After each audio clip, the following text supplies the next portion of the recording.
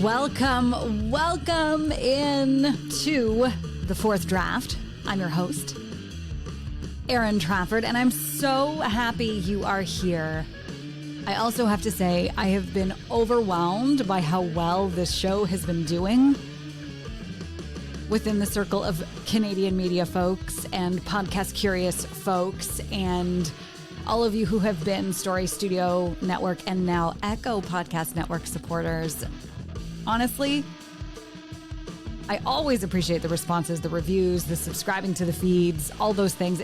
But it also really never gets old for me when someone says they've listened to or caught an episode. So this is me starting this episode with nothing but intense gratitude for you. Because you know, I'm doing this off the side of my desk as the CEO of a company. And I do it because I love it. And I do it because it makes me feel good. So knowing it makes you feel good is like icing on the cake. So listen, I had a totally different plan for this episode, and I sort of threw the plans out the window because I don't know if you've been paying attention, and if you haven't, that's okay. That's what I'm here for. But there has been so much movement in the Canadian media landscape in the last, 2 weeks, that I am having trouble keeping up. So if I am having trouble keeping up, then I'm sure you are having trouble keeping up. So I will attempt to fill you in, and I'm not going to do it all in one episode because it would be like through a fire hose. So we're going to just piecemeal this over the next couple of episodes, because the critical thing here is that I think in order to have a real conversation about where Canadian media needs to go, we need to have a real conversation about where we are now and how we got here.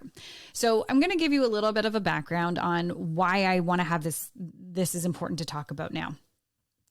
So at Story Studio Network right now, as I record this, we are in the middle of planning our first ever executive retreat. I know, it like feels so fancy. I'm like, who am I? We're having an executive retreat. Oh, it feels very fancy. And everybody's flying here to Nova Scotia. Well, some people are flying to Nova Scotia, and, you know, we are also on the books is another full team retreat in the spring, which also just feels like, what? How did I get here? How do I have a company where we're doing this? It's amazing. But what we're going to do over the next 4 weeks at the executive level is the question I really want to wrestle with is, who do we want to be in the market right now? And how do we want to show up? And I know for some companies, and you know, if you are an entrepreneur yourself, or you've worked in marketing or sales or whatever, you know that that's a really important question to ask, but B, it's a really simplistic position to take at a company retreat. But here's why. You know, originally when we planned this a few months ago, it was going to be all about how are we working with clients? It was going to be a much more deep dive kind of retreat. And we've had to pull it back and go back to basics and say, okay, wait a minute. Who do we actually want to be in the market?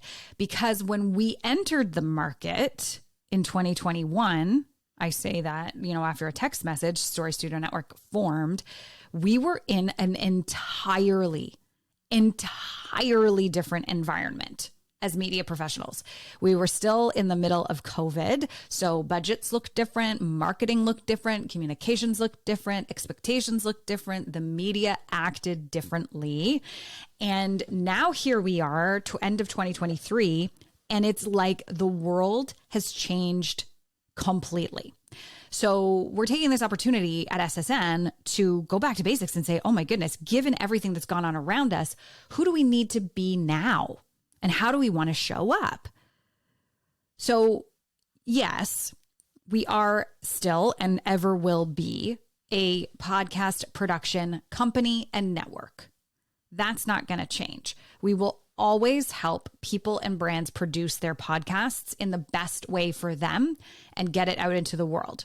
We do that incredibly well. And I'm excited to see how we're able to continue doing that in new and exciting ways. I've also recently learned through doing some market research that we're able to do that rather economically. So now I'm like, do we raise our prices? I still want podcasting to be accessible, FYI. So that's not going to change. That's not what we're going to really be digging into at the retreat. But we are also recognizing 2 years in, given all that's changed in the landscape, that we are actually a media company at heart. And I think that simply by virtue of who we all were before SSN happened. So if we talk about the value that we bring to the market, it's through incredibly well-produced podcasts and an incredible team of executors on the ground. But if we talk about who we are in our hearts and what we value and the ethos that we bring to the Canadian market and how we want to show up, my feeling is, and we're going to dig into this together when we're all in one place, is that we really do need to take a stand on what's happening in the media. Because in some way, shape, or form, we all here at the team have this personal vocational tie to the business of news and information. And to sit here leading this company with the bench strength that I have on my team in the environment that we're in and not try to make this all mean something, I think would be a wasted opportunity. So I say this at the beginning of today's episode to let you know, like, we are actively evolving the brand because brands are living, breathing things. They're not static. We know that. And we're looking to refine our mission based on what's happening, right? We're not pivoting, we're refining it. So we'll always be this podcast production company, but I want to clarify how this is going to help us as Canadians a little bit more, because back in 2021, I'll be blunt, the Canadian media needed help back then, but it did not need as much help as it needs now. It sure as heck didn't. So there's a few things that we're going to start looking at in 2024 to help enhance this. And one of them is doing live podcast recording. So I am actively looking at where I can be doing some episodes of the Fourth Draft and inviting you to come hang out while we have these conversations and be steeped in the podcasting world, because I think that is an avenue for new media. I think that the concept of touching your audience, like literally making eye contact with an audience, is going to be critical to new media models. And I'm talking to people who are running very large media organizations right now who are looking at how do we add live podcasting, live studio audiences back into our media model. So that's super fun. We're going to try and test that out. And if you have ideas, I'm all ears. Please let me know. Drop me an email, hello@storystudionetwork.com, or find me on social, Instagram, it's.Erin Trafford, or over on LinkedIn. I'm quite active over there too. All this to say is my point here is that we need to, I think I need to, be better at advocating for our Canadian media. And we need to not necessarily tell them what to say or overregulate them, but I think we need to recognize that it is critical to, I mean, we say democracy, yes, democracy, but also just the fabric of culture, that we have a thriving, healthy, competitive media landscape. So these are the conversations I want to have over the next few episodes. And I'm going to be calling on some conversations I've had with other folks to really dig into these. So I'm going to set the scene today. Next episode, we're going to talk to my team because I want their take on this. FYI, I have not told them this is where I want to go yet. And they're really great at that. Like, I kind of drop it into the room during our team meeting and then see what their response is. So the next episode, we'll hear from Team SSN on a lot of this. But then I'm going to start really explaining what I'm hearing from other folks. So this is a bit of a three-parter. So let's set the scene. Why do I feel like now is the time for companies like mine and companies like ours to tackle this beast and position ourselves as new media companies? There's three things that we need to look at.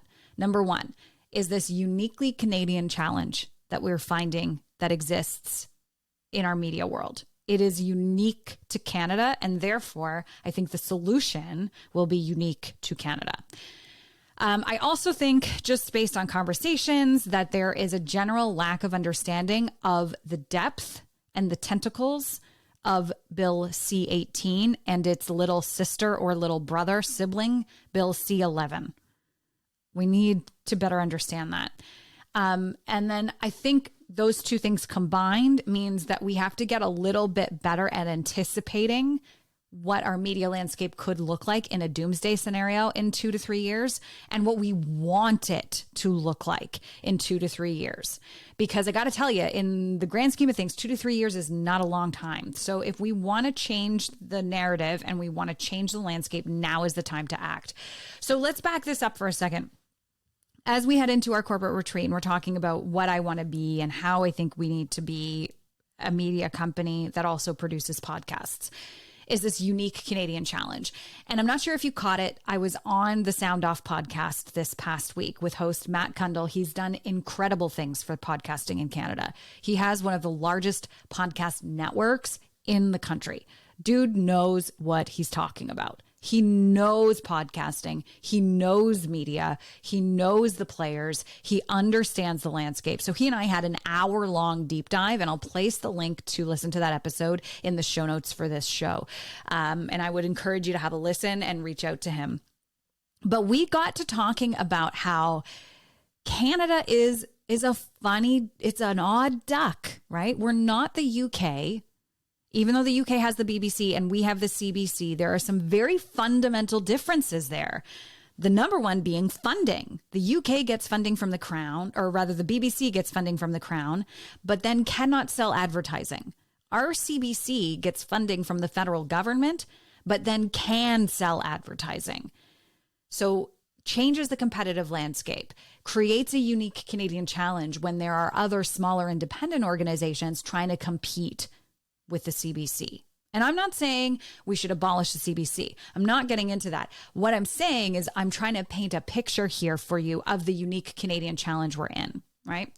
The very nature of that changes the way Canadian media manages itself and the way media is consumed, sold, monetized, profits are created, and all of those things. Changes the dynamic.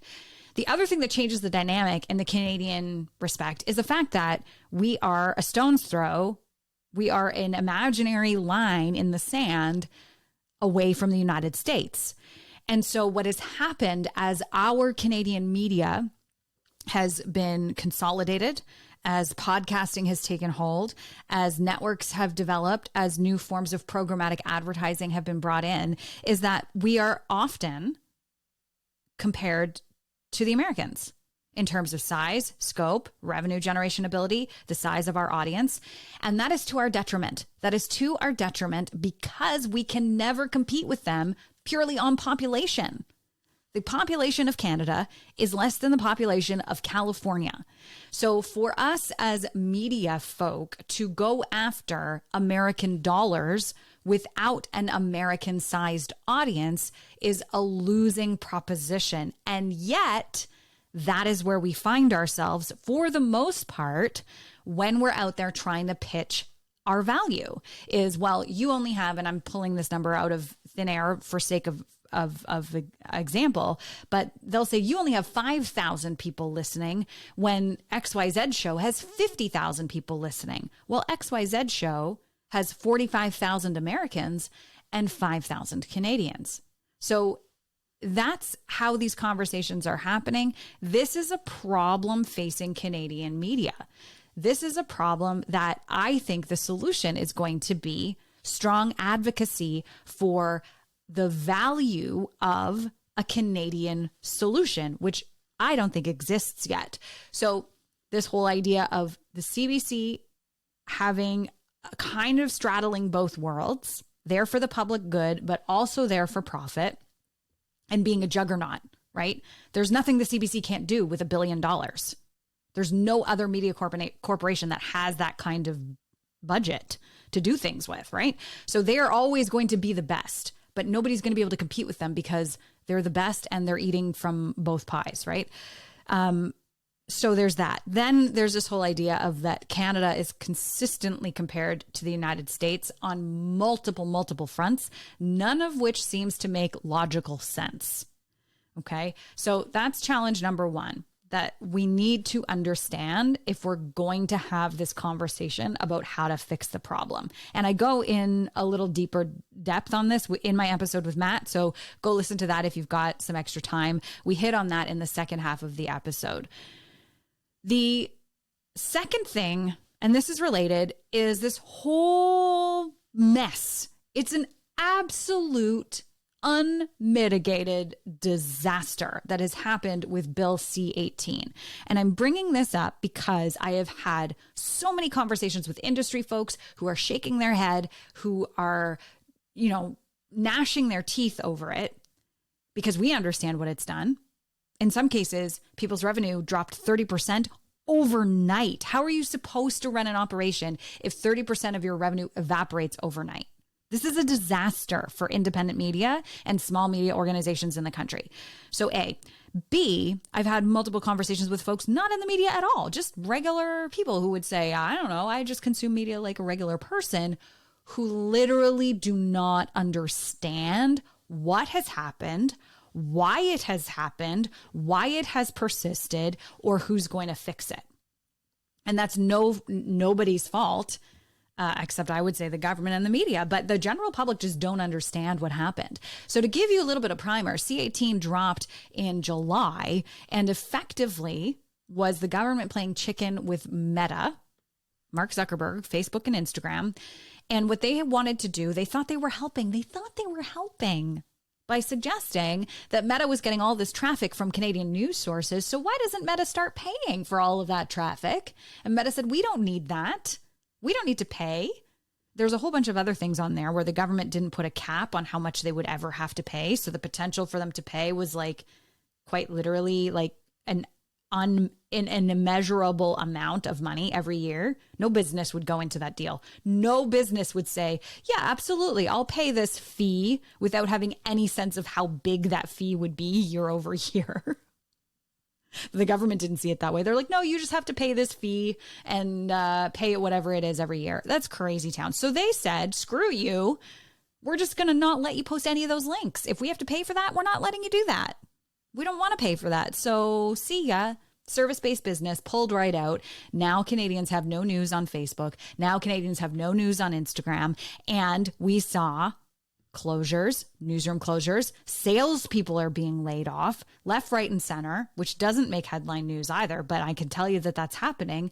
It is an unmitigated disaster for Canadian media and for Canadians getting access to information. And let's just put aside when actual disasters like wildfires or tornadoes or hurricanes happen, and Canadians over the last 15 years have been trained to go to these sources to get up-to-date information, no longer can. That's a whole different issue.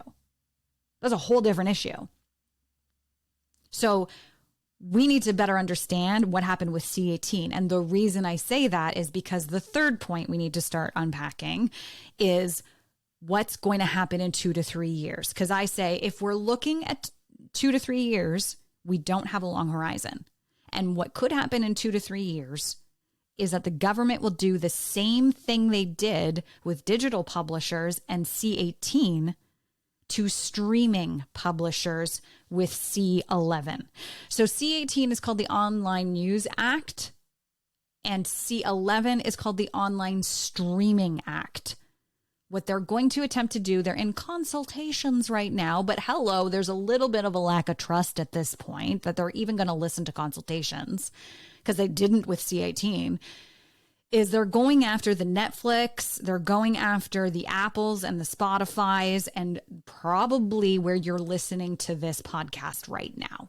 And they're going to try to regulate it. Whether that requires a fee payment like they tried with Meta and with Google, who knows? Whether that requires them to rewrite an algorithm to specifically uplift and uphold Canadian content, who knows? But what I see, if history is any indicator, is that if they're too strong-arming on this, is that these companies look at Canada as just a line item on their profit and loss statement. They are not invested in Canadian culture. They are not invested in Canada having a thriving media landscape built upon their algorithms and platforms. They don't care. They don't actually need us. So if the government makes it really hard for them to be here, they are going to walk away. That is a potential. And just to give you a number, that would mean that 18 months, 2 years from now, Apple and Spotify say, screw you, Canada. We're not making podcasts available to Canadians on our platforms because the government's going to make us pay extra fees. The government's going to force us to rewrite our algorithm. The government's going to force us to pay Canadian creators more than we think that they're worth at the end of the day. Blah, blah, blah, blah. They're going to pull out. That's 80% of podcast streaming access in Canada if they do that. Not even to mention what could happen if they did it to a company like Netflix or any of those other Disney Plus, right? That is the quagmire we are in. That is where we are. Now, I have said this before and I'll say it again. I think innovation is going to be the way through, but now is the time to have these conversations. Now is the time. So to bring this all back around to the top, this is why I started this episode by saying, we have pivoted our focus at Story Studio Network. Absolutely. I'm digging my heels in and saying we are a podcast production company. Absolutely. We are going to refine our offer to the market in terms of how we're working with brands, in terms of how we're working with creators to bolster that Canadian content as much as possible to make sure that whatever storm is on the way, we can weather it. And I don't mean just we as a company. Obviously, I want my company to survive, but also we as Canadian creators, that we have the balance of power here, right? So we're going to focus on that. But given all that's happened, we're also focusing on who does SSN need to be in the face of all of these fire-breathing dragons? Who do we need to be? Who do I need to be? And then the question I'll pose to you is, who do you need to be? Who can you be in all of this? Because I think I said this in episode 1. Actually, I said this in the trailer. None of this happens without you. The audience is the most important in all of this. Otherwise, we're just talking heads, talking at each other in echo chambers about media things and revenue and advertising, but none of this matters if it's not about you. So who do you need to be as we march forward and advocate for the media culture that we want to have in this country? That is the question that I pose to you today. And it is the question that I will be posing to my team. I'm curious to hear what they think about all of this. I'll try to keep it concise, but you never know. But that's it for this episode. I hope it gave you some food for thought.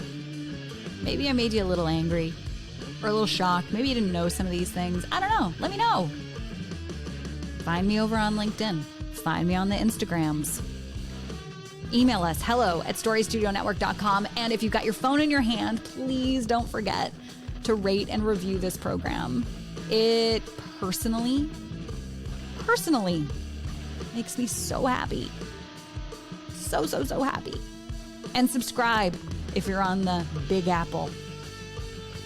Follow us if you're on the Spotifys. Thanks so much for listening. I'm Erin Trafford. This is The Fourth Draft.